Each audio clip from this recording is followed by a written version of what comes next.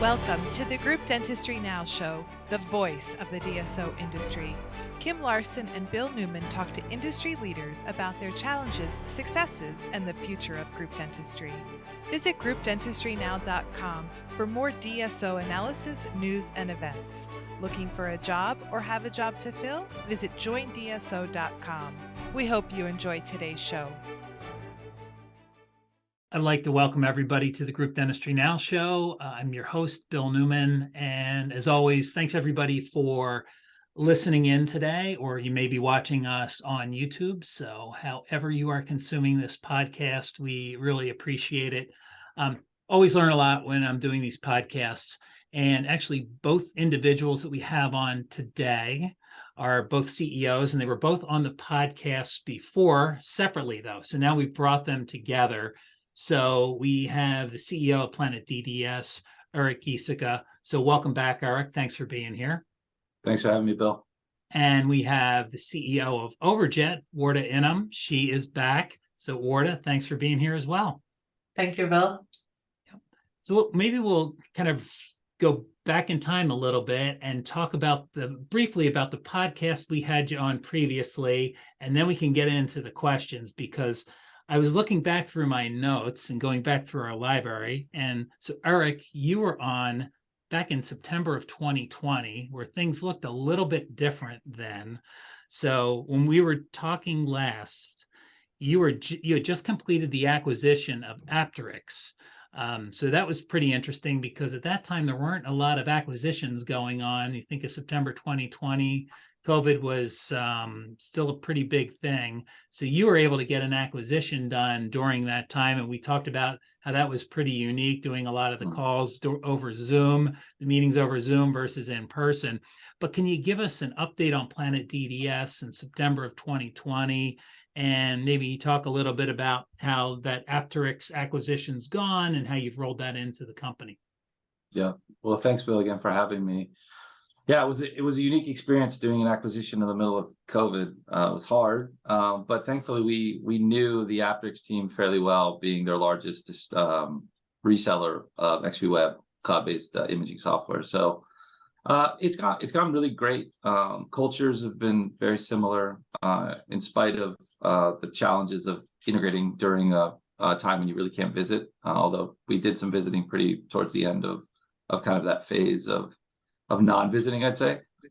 We were able to integrate not only the products and the teams pretty seamlessly. It's elevated kind of Apteryx as a key brand within our portfolio of brands as a company, which, as you know, is Denticon, our practice management software, kind of the core system of record software.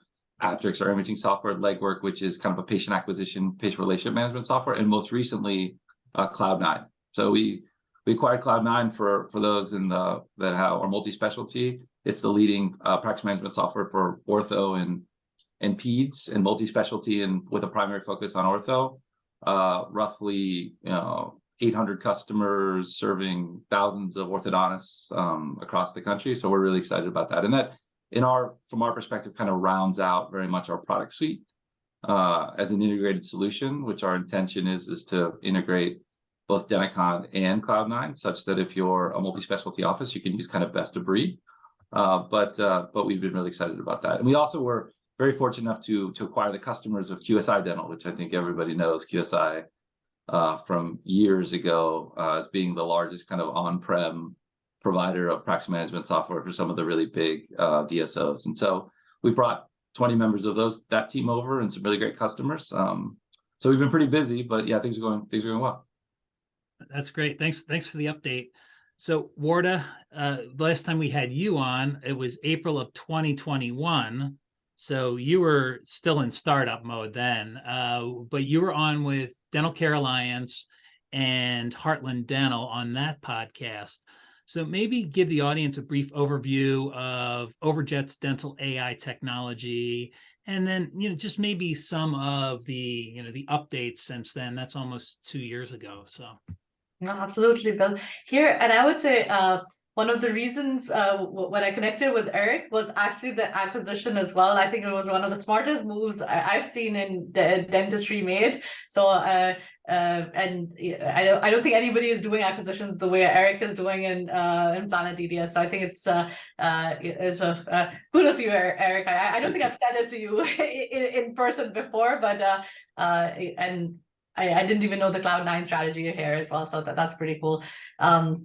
In terms of our podcast, I think you're absolutely right. We were just even educating people around what basic, what they will be able to see in the future. And I think in a very short amount of time, I would say quite a few of your viewers and listeners are probably customers, if not of our technology, of other dental AI as well. But I think it's happened extremely fast. It was actually Mitch Olin from Giesecke who basically said 2022 will be the year for dental AI, and I think he was absolutely right on that. I thought it would take a little longer for the DSOs to get behind that, but just in general, to recap around what dental AI is and how it is being utilized in practices right now. What Overjet does is we use computer vision in practices to understand dental x-rays, similarly how dentists would look at a dental x-ray. The difference is it's more quantitative, and we can do it across huge amount of data, and it's consistent. So every time we look at an x-ray, we'll have the same kind of output, and that helps us look at all practice data and identify areas where you can have clinical improvement, but also, more importantly, it provides a tool to practices to provide a more comprehensive diagnosis and then be able to communicate with patients more effectively. That really changes the game in terms of treatment acceptance rate and how patients understand their oral health, as well as are more informed and are able to make better decisions about their health, which of course leads to overall health improvements as well. So that's a short summary of it. Just to, I think just one thing to add is, for people who are not seen this before, think about this as, if you were a dentist and you went on an x-ray and marked up disease and what the tooth numbers were, etc., that's what it can do, but do it automatically and do it pretty accurately as well. So, but yeah, that's how I'll summarize it. Thank you. Yep, we'll get into a lot more detail there. So that was perfect. Back to Eric. So we know that you and Planet DDS, you work with a lot of DSOs, emerging groups, and large platforms as well. Maybe talk about some of the Wardah talked about dental AI, 2022 being the year of dental AI. So let's talk about some 2023 DSO trends and kind of what you're seeing, Eric, with some customers, and maybe how cloud technology fits into some of those trends and challenges you may be seeing. Sure. So I think AI is obviously a hot topic, and we'll dig more into that from a practice management and imaging perspective, I'm sure. But outside of AI, there's the trends that we're seeing are from a DSO perspective is really around patient experience, which I think people are starting to really focus on, particularly as you want as I think a younger generation starts to care more about convenience technology. It's how do we make it easy for people to appoint, reappoint? How do we make it easy for people to find financing options? All of those things, treatment plan acceptance, all of those things are something we hear quite a bit about. I think the cloud helps with that in terms of obviously being able to deliver that easily as a patient experience. Obviously, you can be on a tablet, you can access things, the text message, which everyone likes to communicate by, is easier, I think, done through a centralized cloud solution. The second trend I would say is centralization. I think RCM is becoming more of a focus, and how do we think about data standardization, which results in fewer adjustments? How do we build automation into the platform so we don't have as many errors in standardization? I think being on a single system that you can access from anywhere really kind of helps either centralize and standardize. And then the third one I think is around, and this is something we've focused quite a bit on actually, is how do we make it easier for people in an office to kind of provide the same standard of care or experience for patients? So if you think about things like Four Seasons or Enterprise, big brands that you think about where you go to rent a car from Enterprise and the experience is always great and similar. How do you make sure across all of your offices that when you check in, the front desk person is asking you for all of the same information in all the offices? And the software should help people do their jobs better in terms of making sure that they do that. It gives a sense of control from a DSO perspective, particularly as DSOs are scaling and acquiring and training, and there's turnover. How does the software make the DSO able to provide a standard of patient experience that is consistent across all of its offices? So those are the three things, I think, if you think about what we're hearing from a product perspective, that are most prevalent. Wardah, from a clinical perspective, can you talk a little bit about Overjet's technology and really maybe focus on like streamlining, and then how you provide consistency when it comes to diagnosis and treatment planning? Yeah, so in terms of consistency, it is, first of all, when you were looking at when people are looking at different X-rays, so if you take 10 different dentists, you're going to have different diagnoses and treatment plans. Here, of course, I think when people hear that for the first time, they think, oh, like, it might be that dentists don't know what they're doing, and that's not true, right? You could have different treatment plans for the same disease that everybody is seeing the same way. So that is something that, and you could have it because you might be optimizing for cost, or you might be optimizing for time in terms of doing all the treatments at the same time, or different treatment options that people might have. So there are ways of how there should be some variation as well in treatment planning.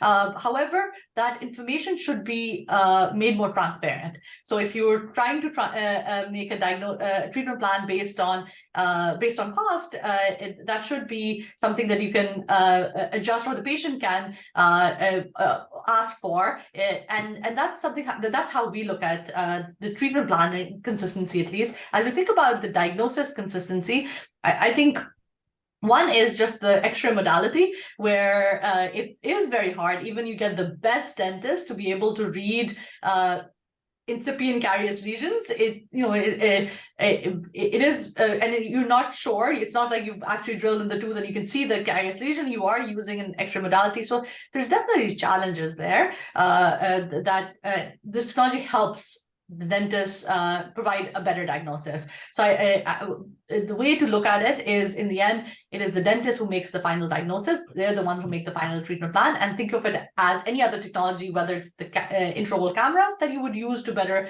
find things that you might have not seen, or to communicate with the patients. I think the way to think about Overjet's AI is similar. So it helps you make sure that if you're looking at every X-ray, usually what happens is, if you have, say, 5 conditions or 5 diseases, you might see and 5 different X-rays that need to be that have the condition. The dentist might notice a few of them, chart them out, but miss some other conditions, etc. So it really helps you first look at every X-ray and other data points like perio charts, etc., very carefully, because a dentist has very little time to look at this information as well, because the patient is in the chair. They have to come in and communicate them a diagnosis very quickly as well. So this can help you do that. And the other piece of it is that now you have quantitative information, so you're not just talking about, you can see the outline of the decays and be able to better understand or the patient can better understand like why the dentist is recommending a particular treatment as well, because no patient knows why sometimes the filling is recommended or crown is recommended, and being able to understand that and understand, it depends on how large this lesion is, and it is very important. So I think that's how at least we look at it in terms of providing much more comprehensive diagnosis and better communication with the patient as well. Eric, on the Planet DDS side of things, so Denticon and then Apteryx for the imaging. So we've got your practice management software, and then we've got Apteryx for imaging. Talk about dental AI technology and how that works with both imaging and the practice management software. Yeah, so really happy to have a partnership with Overjet. With Wardah, we've worked really closely with the team for many months to start on the AI imaging side of things. And I think Wardah explained pretty well how it works in terms of some of the benefits within the radiograph itself. So currently, the crux of our integration is through Apteryx XV Web. So when you open up an image or a series of images, we pass an image over to Overjet. Overjet runs their models to identify the areas of pathologies. They return back what's called a JSON file. So think about plotting points. And then you click a button, you can toggle on the different pathologies to actually see on the radiograph the areas of potential things like decay and bone loss. So the cool thing about it is it's like, I think what Overjet or what Overjet's doing in terms of thinking about the objectivity related to having a patient in the chair and being able to say, it's not just me who has identified this cavity that you may not have any pain. And we've all been there and been in a chair and someone saying you have 3 cavities. Like, well, my teeth don't hurt, so I don't know if I believe you. Actually having an objective AI engine to confirm that, I think, will drive things like treatment acceptance. So that's the current integration we have. We also pass on some additional data, or will pass on some additional data to Overjet to do some cool things that Wardah can probably explain better than I can, related to some past treatment and some analytics. But currently, right now, the focus has been around the AI overlay with the imaging, which we're super excited about. And we've got, I don't know what, if you know, probably 50 customers out there using today, with really, really great response. So we're really excited about the partnership, and there's clearly a lot of interest in it. That's great. So it sounds like it's just gonna be more integrated as time goes on, and it sounds like you've got a lot of things planned in the future. Wardah, we talk about Overjet and your technology. Can you discuss like patient care, treatment planning, and then I know that you have a case study which is pretty impactful, which talks about acceptance, right? Treatment acceptance. So I'd love for you to touch on that case study that you recently did, but just talk about it in general, like treatment planning and patient care. Yeah, so I think here, I think case acceptance is probably one of the most important metrics for any practice to help to improve, because we know where these metrics are right now. You know, on average, it might be about 50%. In some practices, even lower. And you're talking about medically necessary treatments that patients are not accepting because they don't understand their oral health. They do not know what tooth number 2 is. They don't know, what periodontal disease is. So there is a lot of education that has to happen in dental practices for patients to better accept the treatments and get the treatments which is needed for their improvement of their oral health. In terms of the I would say one is what the technology can do, so it can help in communicating, and the other is how it gets implemented in the dental practices as well. What we've seen is, and I think that this is public information. For example, Jefferson publicly released that utilizing Overjet and one more imaging technology, I think it was the scanners, they were able to increase their or double their treatment acceptance rate. And I think it's like from 35 to 70. I think that's, I don't think, people shouldn't expect that. I think they did a fabulous job here, but that is something that they've actually publicly stated around a tremendous increase in treatment acceptance. We've also had, across the board, different practices. I think the number, probably you mentioning the 20% acceptance rate. So it is varying across practices right now, because I think all of us know, if you've seen one practice, you've seen one practice. There is a lot to be done here, and I think this will only increase over time, and we're seeing that happen across practices. The treatment acceptance rate takes some time. It's not just the, you have to just show the image and people will understand. It's the talk track behind it. It's and it's when it's shown, and how do you, if say last time the patient was not shown this and now this is new information, how do you actually convey that? So there is some change management that needs to happen across these different organizations, and I think that's where DSOs are playing a big role in trying to understand that, figure out what is the best way. We're helping them as much as we can in providing this information and sharing with them. So, but I would say we're still like in early stages, because on one side we're seeing, if people have implemented very seriously huge gains, then we're seeing smaller gains as well, and it's all right now. and we're learning more in how to better utilize this information as well. Yeah, no, some great points there. Yeah, what I'm referring to is a study that shows an increase of 21% in case acceptance for patients who were shown their X-rays with the AI overlay. And to your point, I'm sure a lot of that has to do with, you know, the education process ahead of time. So, you know, when do you do this, right? How do you do it? And I throw a lot of it is probably just practice, right? With any type of treatment acceptance, it's, you know, getting comfortable educating patients on the use of the AI, and the more comfortable they get, the more the docs get, the more comfortable they are, and probably the better the results are with treatment acceptance. Yeah, absolutely. So, Eric, back to you. This is always kind of a fascinating thing, because, you know, technology is moving so quickly now, and I think it can be overwhelming. So, how do you really explain, you know, and maybe alleviate some of the issues that could happen if you fall behind with adopting technology? Because it's sometimes it's easier to say, hey, you know, we might want to wait, hold on, or wait, there's this too much all at once. But what are some of the risks associated with that?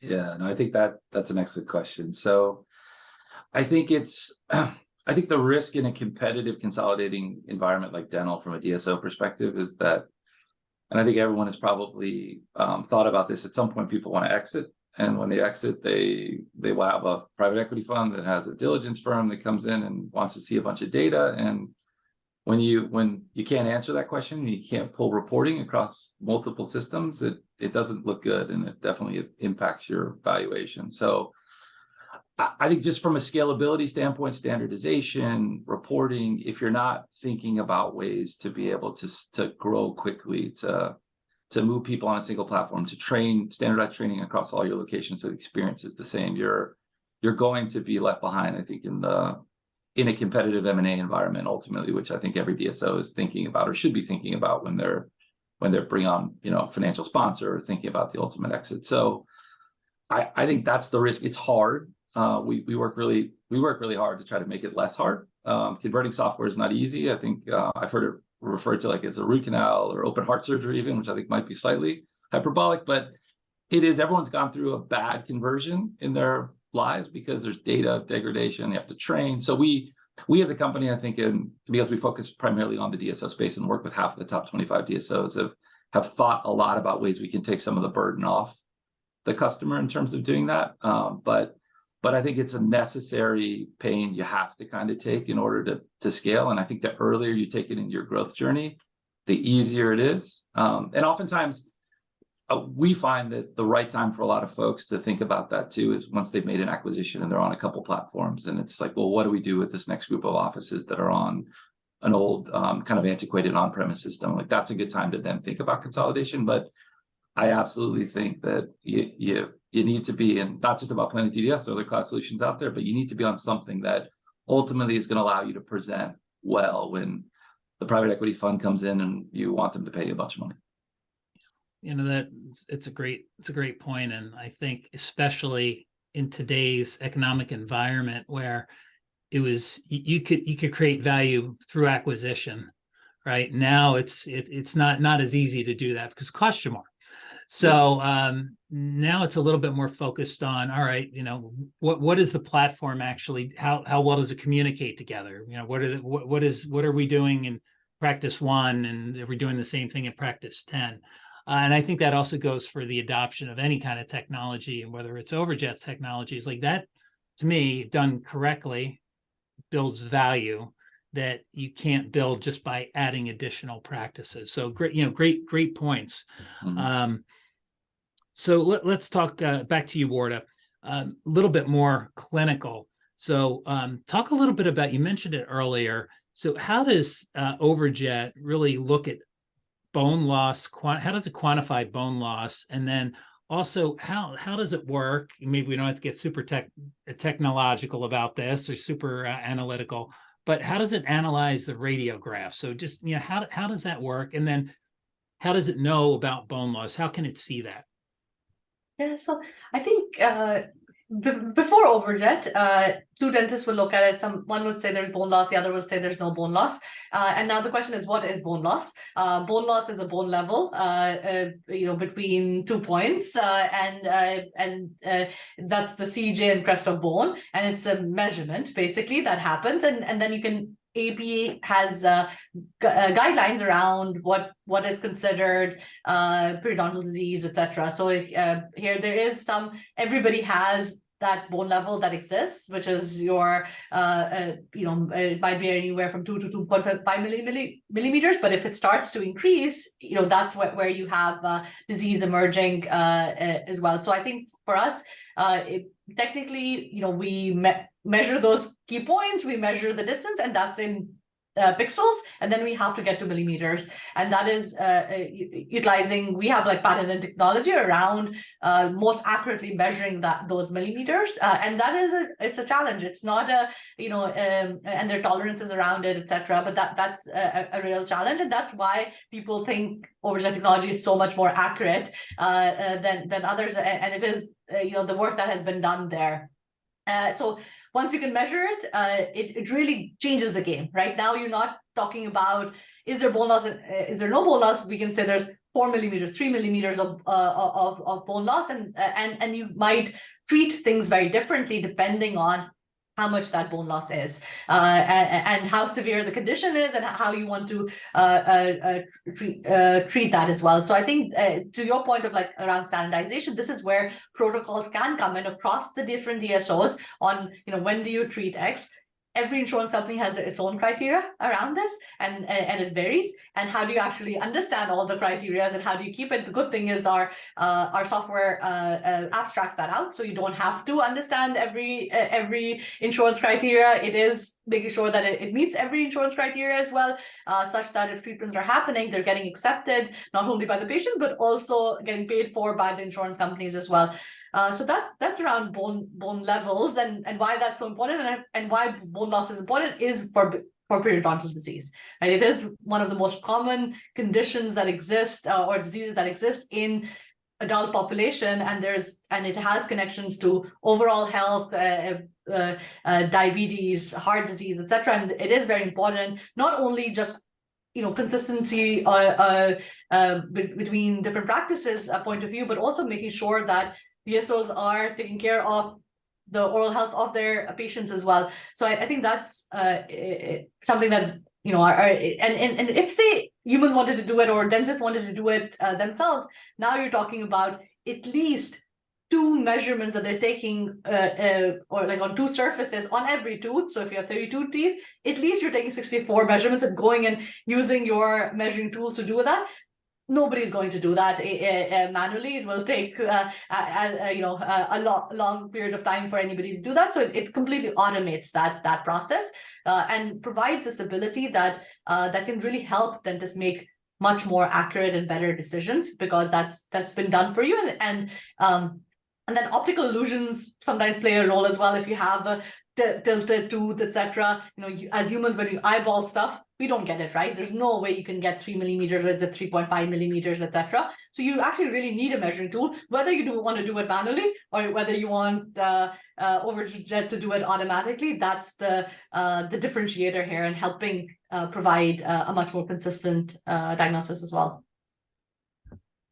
So Eric, we touched on this in this question prior, but maybe a little bit more along the lines of people that are using the traditional practice management software where you're not cloud based.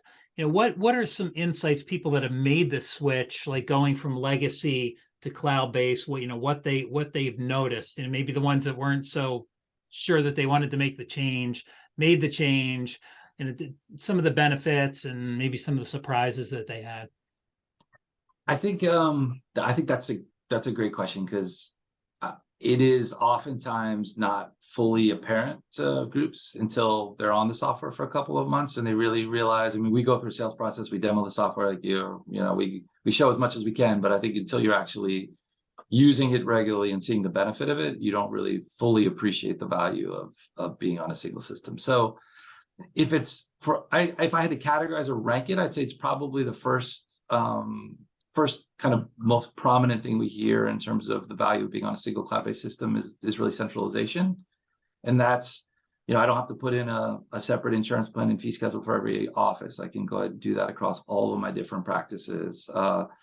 The second thing is probably an example is reporting. So right now, if you're on a bunch of different on-premise systems, you have to either, connect to them somehow, pull the data, use a third party, and that third party, has to deal with different types of data structure that's not all similar, and be able to figure out what adjusted net production is in this system versus that system, which is really complicated and changes.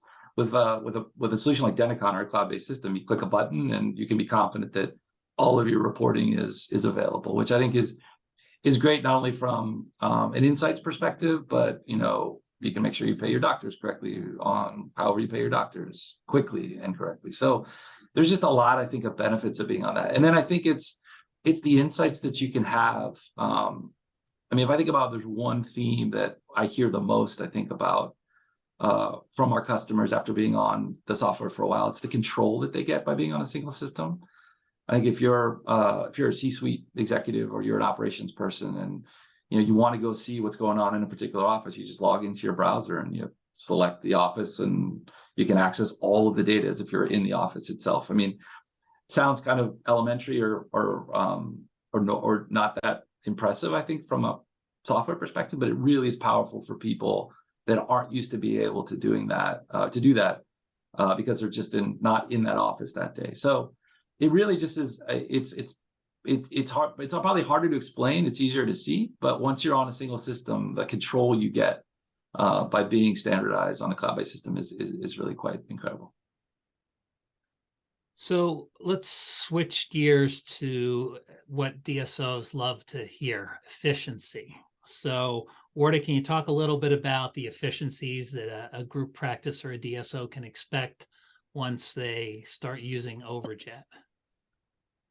Yeah, so I think it depends on at least one of the things that the experience of the dentist really matters as well. So when you're talking about more junior dentists who are coming out of school, etc., even the fact that when they're making the diagnosis on their own and they have lack of confidence sometimes around that. So that's a big piece that we don't talk about enough in these conversations, because that is the reality where DSOs do depend a lot on young dentists coming out of school and having tools which give them just the confidence which improves efficiency as well, because you're now able to look at you're making a diagnosis with and without Overjet, and that gives you ability to just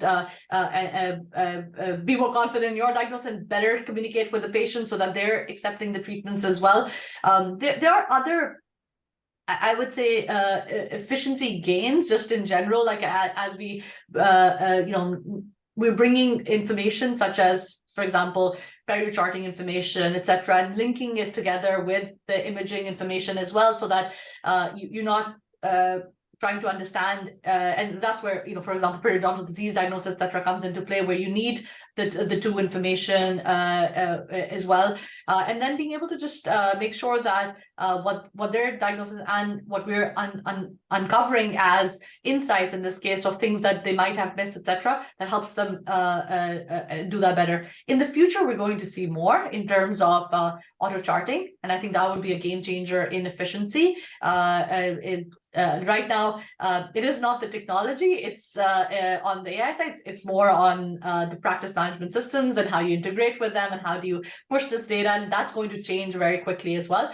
But I think that's something that we're very looking forward to, and I think a lot of DSOs are very looking forward to as well, especially when you talk about a new patient comes in. All that information needs to be charted, and doing that more effectively is something that can improve efficiencies significantly. So let's expand on that a little bit, Eric. As far as another thing that's important to DSOs is ROI, right? So how can the leaders at these groups measure ROI, and then also, what are the metrics that they should be tracking? Yeah, I think Wardah hit on it a little bit. I think it's treatment plan acceptance. So if you've got AI imaging that's tied specifically to something like Denticon or the PMS, you can see before and after treatment plan acceptance, and you can see just production increases in production associated with that acceptance.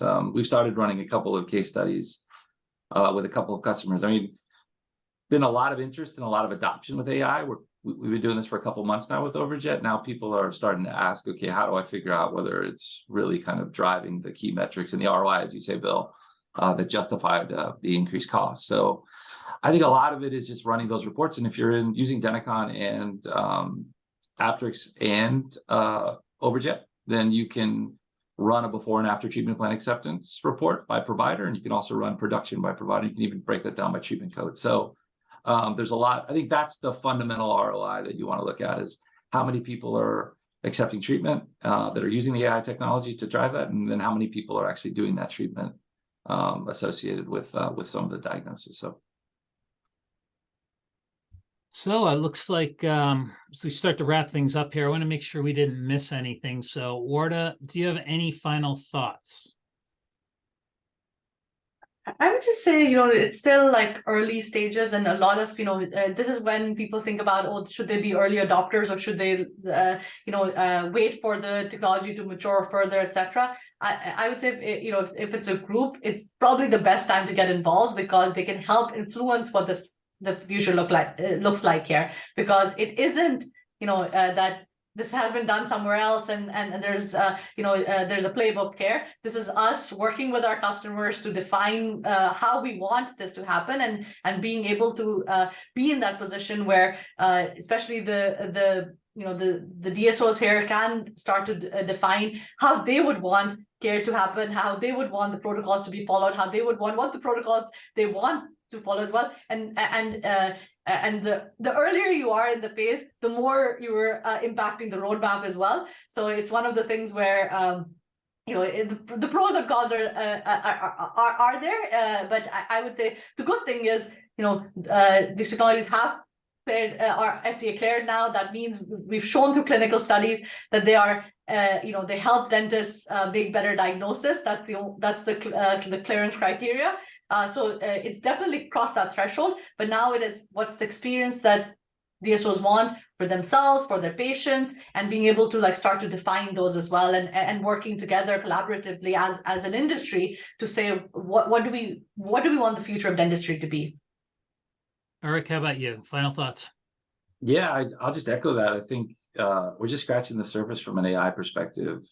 Imaging, I know Overjet's done a ton on the payer side, and I think is really innovative on that side. But from a practice management integrated imaging AI perspective, there's so much stuff to be done, and I think we're really kind of trying to figure out what that is and where to focus. What I mentioned, auto charting, that's an area we're thinking about. Real-time claim adjudication, advancing against claims based on the way the AI engine determines whether that claim will be paid. There's a lot of things about trying to figure out within a data set, what treatment is available and how we communicate with patients to bring them in the office, as opposed to just chairside diagnosis. So there's so much stuff to do and a lot of wood to chop. And we've got a lot of we're fortunate to have a lot of DSO customers that talk to us, and we're fortunate to have a partnership with Overjet. So we're really excited about the future. Well, that's great. So let me ask you this, Eric, and then I'll ask Wardah. If people want to find out more about Planet DDS, Denticon, Apteryx, how can they do that? Best way to do is visit the website. There's just request more information there. It's probably the fastest way to do it. If you've got a contact, or if you want to email sales@Planet DDS or info@Planet DDS, you can do that if you prefer to do email. I won't give out my cell phone number, but it's actually on the internet somewhere. Okay. I think. we won't give that out, but we will. No. we will, because you probably won't want to come back on the show for a third time, for sure. That's right. What we will do is we'll drop the URL for the websites and those email addresses. Wardah, how can they find out more about Overjet? So similarly, overjet.com, and going there is I think there should be a get demo link, and okay, they can get a demo and understand more effectively as well. And also, through if they are a Planet DDS customer and they're using XV Web they can reach out to their rep as well. That's great. And we'll drop those URLs and then the demo link in the show notes as well. Well, thank you, Eric Giesecke. Thanks for being on the show. Wardah Inam, thanks again. It's the second time in now. So hopefully you'll come back for a third time. We really appreciate it. It's amazing how far both of you have come, your organizations, in a short period of time. And the next time you're on, who knows where you'll be, right? So thanks everybody for listening in today. Like I said, we'll drop all those links in the show notes so you can reach out to Eric and Wardah and find out more. And you'll probably see them at some of the many upcoming DSO meetings. I see Eric and Wardah at just about every single one of them. And there are a lot of them that are out there. So again, thanks for listening and watching. I'm Bill Newman, and this is the Group Dentistry Now Show. The Group Dentistry Now Show has listeners across North and South America, Europe, Asia, and Australia. If you like our show, subscribe today, and please tell your colleagues about us.